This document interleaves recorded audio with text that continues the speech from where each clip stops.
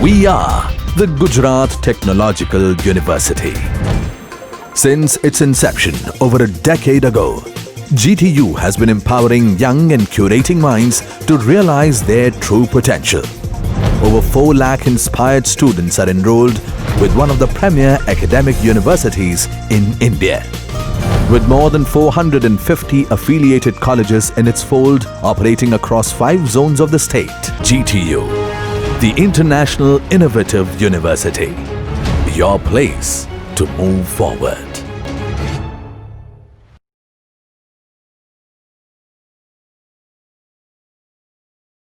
So, in this presentation, first we will learn time estimation, calculation of expected time, optimistic time, pessimistic time, most likely time, expected time refers to the completion of an activity, how to means what about the occurrence of an event, and how to find out the critical path, and for any complex network diagram, how to determine the critical path, how to compute the earliest allowable expected time and latest allowable occurrence time for any network diagram.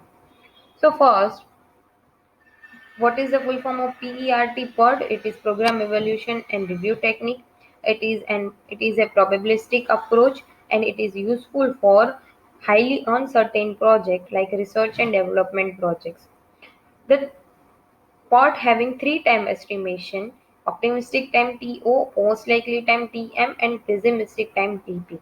So optimistic time refers to the most ideal time. If all the scenarios are going, if all the activities in a project are going on a time, then your project will completed on a schedule condition on a schedule time. Pessimistic time refers to the most worst scenarios, means your maximum delays are there in your activities and your project is delayed by maximum how many days, that is pessimistic time. And most likely time is between the optimistic time and pessimistic time. So out of this three time estimation, we have to find out the one time estimation, that is expected average time. So there is one equation for TE is equals to T0 TO plus 4TM plus TP divided by 6. Okay. This refers to an this expected time is refers to an activity or a job, and it is designated by a small t, while to for any event we have to compute two times, that is earliest allowable occurrence time and latest allowable occurrence time, that is denoted by capital T. Okay. So now let's see what is earliest expected time or what is earliest allowable occurrence time. Both are same. It is the time when an event can be expected to be occur. It is appears above or below the node in a network diagram. Its calculation is adding the expected time TE, small TE, which we have computed by the previous by the equation TO plus 4TM plus TP divided by 6. Add those small TE of all the activities along activities path leading to that event. If more than one activities are merging or more than one activity path leads to that event, then the maximum time is considered. Okay. So formula is, suppose any activity is denoted by ij, so I is predecessor event and j is successor event, then te of successor event is equals to te of predecessor event plus allow expected time small te of activity. When only one predecessor event is there, then tej is equals to tei plus teij. More than one events are there merging in one, more than one activities are merging in single event, then consider the above equation but consider maximum time.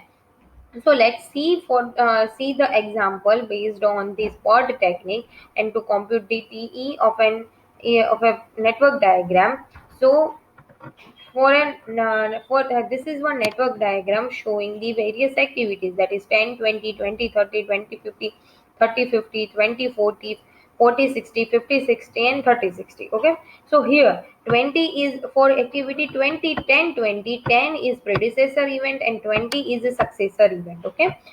So which we have denoted in the previous slide as ij. So 10 is I and 20 is j. Okay. Now te is equals to 5. Here already I have given you the expected time for an activity and directly in the network diagram. Okay. So now you just need to find out the earliest expected time, capital te. So start it from the 0. 10 is equals for 10 TE is equals to 0.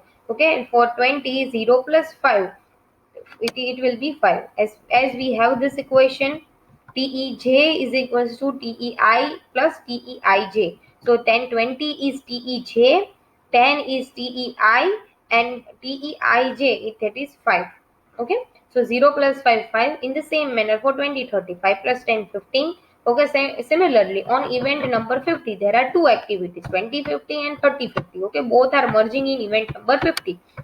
So as we have mentioned in the previous slide, that if there are more than one activities are there, then consider the maximum. Okay, so for this activity we will see this.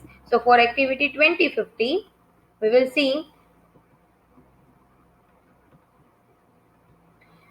for event number 2050, 5 plus 12 will be 17. For activity 3050, 15 plus 7 22. So consider maximum, that's why 22.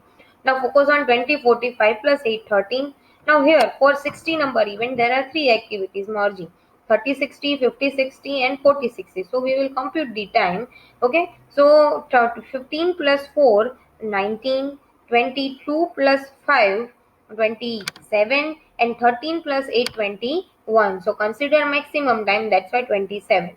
Okay, so now focus on latest allowable occurrence time. So what it means by this, by finding out the earliest expected time, your project is going to complete in 27 days. Done. Now let's go focus on latest allowable occurrence time. Major concern for the planner is latest allowable means to compute the TL. So completion of the project within scheduled time, we have to compute this TL. It follows the backward planning.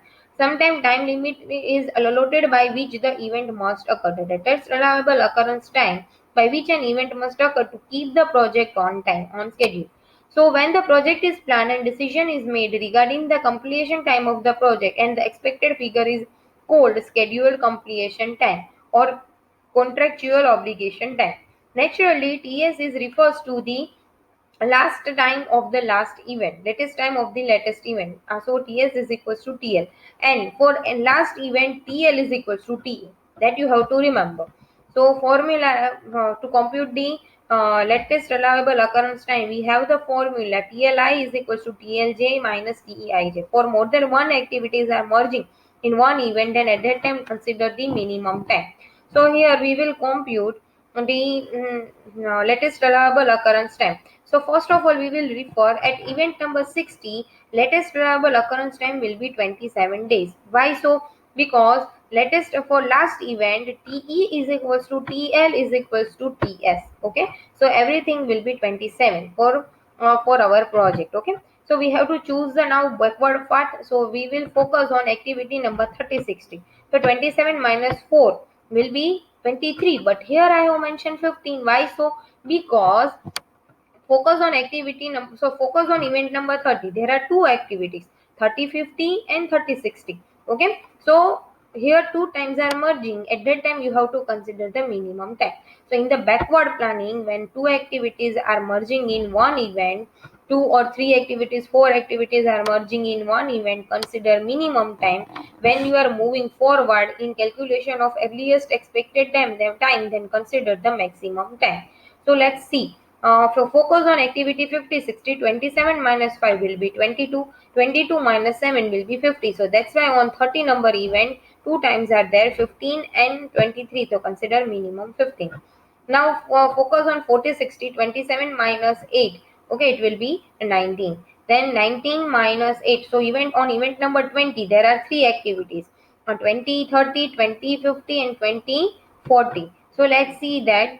Uh, First of all we will solve for 20 30, then 15 minus 10 is 5, then 20 50, then 22, focus on TL, that is highlighted by purple color. So 22 minus 12 will be 10, and 19 minus 8 will be 11. So here three times are there, 5 10 and 11, then consider minimum 5. Now 5 minus 5 will be 0. So start it from 0 and it should get end at 0. Done. Now the slack. What do you mean by slack? Slack is the difference between the earliest expected time and latest allowable occurrence time of any event. Okay, to provide this slack is important. slack is necessary to find out the critical events. Okay, if the equation of slack is TL minus T, if the by this equation, slack can be of three types. Slack is can be positive slack, zero slack, and negative slack. Now, what do you mean by positive slack? Now, if TL is greater than TE, then it indicates that your project, your activity is ahead of schedule condition.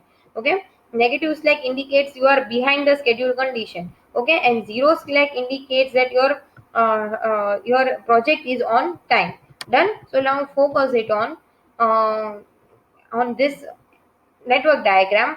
For activity number for event number 10, 0 minus 0, it is 0, so it is 0 slack, it is critical event. 25 minus 5 also 0. For 30, 15 minus 15, 0. 50, 22 minus 22 is 0. 60 number event, 27 minus 27, it is 0. But for event number 40, 19 minus 13 is 6 days are there. The buffer period is 6 days. It means your project is this activity 24th is ahead of the schedule condition. Okay, so it is not a critical event.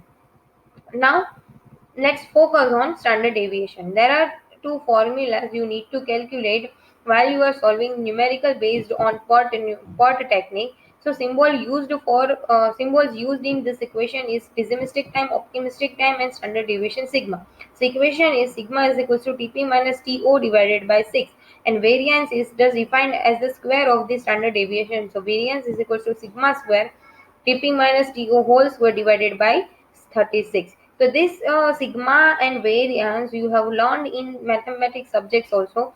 After learning this theoretical approach of a PERT technique, we will solve the numerical based on this technique. So for that, watch my next video.